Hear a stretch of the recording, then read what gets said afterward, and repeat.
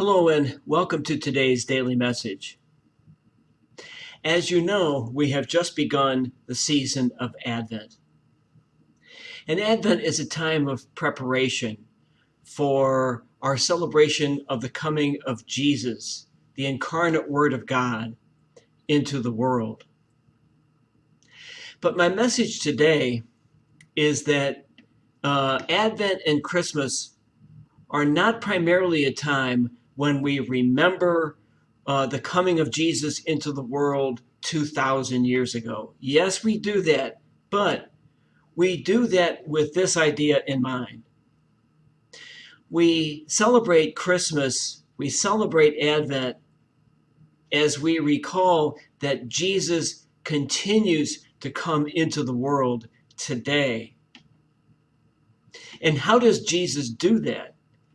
Jesus comes into the world in the flesh today through you and me, through each one of us who are the members of the church, the body of Christ on earth. And so it is our privilege and it is our duty as well to make real the presence of Jesus in the world by the way that we love each other, by the way that we forgive each other, by the way that we show compassion and kindness and mercy to each other, by the way that we treat each other justly.